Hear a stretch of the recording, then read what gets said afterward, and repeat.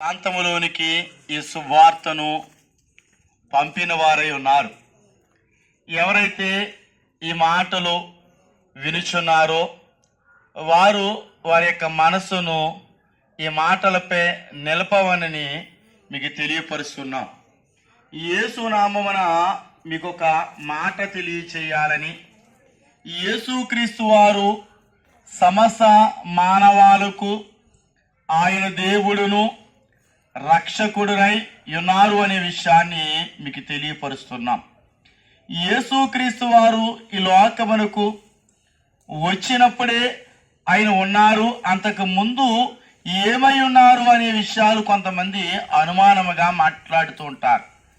యేసు ప్రభువారు 2025 సంవత్సరముల కిందట ఈ లోకమునకు రాకముందే భూమి ఆకాశములను కలగజేసిన దేవుడై ఉన్నారు.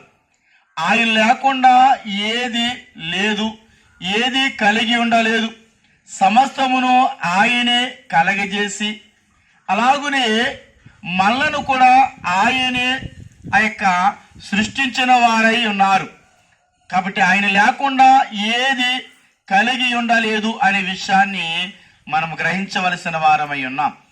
ఆయన లోకమునకు రాకముందే మానవుని యొక్క జీవితాలలో ఎన్నో అద్భుతములను ఆశ్చర్యమైన కార్యములను జరిగించిన ఉన్నారు. ఎవరికైతే విజయము లేదో వారు యేసుక్రీస్తు నామమున ప్రార్థన చేయగా వారు విజయాన్ని పొందినట్లుగా మనం చూస్తున్నాం. ఎవరికైతే జ్ఞానము లేదో ఆ జ్ఞానము లేని వారు యేసు నామమున ప్రార్థన చేసినట్లయితే వారు జ్ఞానము పొందినట్లుగా మనము చూస్తున్నాం. కాబట్టి యేసుక్రీస్తు వారిని మీరు ప్రార్థించండి. ప్రార్థన ఎటువంటి కార్యమైనా చేస్తుంది అనే విషయాన్ని మీరు గమనించాలి, తెలుసుకోవాలి. ప్రార్థన చేస్తే మీ జీవితంలో అద్భుతం జరుగుతుంది. యేసు నామములో ప్రార్థన చేస్తే ఎటువంటి రోగమైనా తొలగిపోతుంది. యేసునామములో ప్రార్థన చేస్తే చనిపోయిన వారు సైతము బ్రతికినట్లుగా దేవుని యొక్క వాక్య గ్రంథములో చూస్తున్నాము.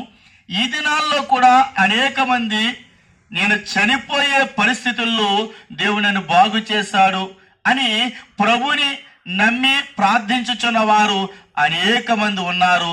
వారు సాక్షాత్మే నిలబడుతున్నారు. అయితే ఈ ప్రాంతాలకు తెలియజేసే ఒక గొప్ప మాట ఏమిటంటే, ఈ ప్రాంతంలో అనేక మంది ప్రభుని ఎరిగిన వారు ఉన్నారు, ఎరగలేని వారు ఉన్నారు, నమ్మిన వారు ఉన్నారు, నమ్మలేని వారు ఉన్నారు.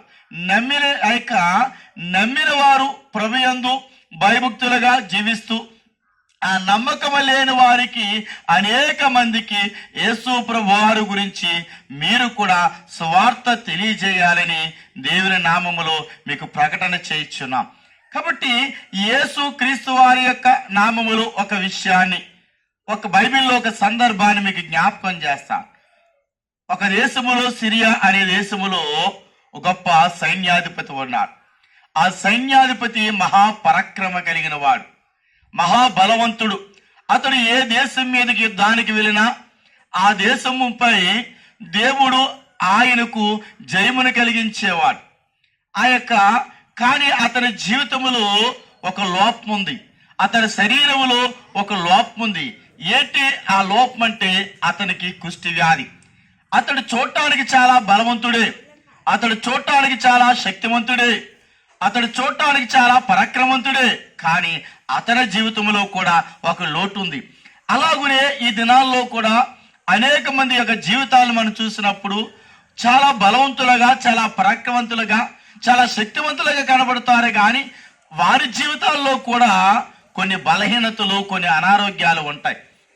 అలాగనే ఆ యొక్క బైబిల్ గ్రంథములో ఆ సిరియా దేశములో ఆ నయమాను అనే అతనికి ఆ యొక్క అంత పరాక్రమవంతుడైనప్పటికీ అతని కుష్టి వ్యాధి ఉంది. ఎంతో వైద్యం చేయించుకున్నాడు, ఎన్నో మందులు వేసుకున్నాడు, కానీ తగ్గలేదు.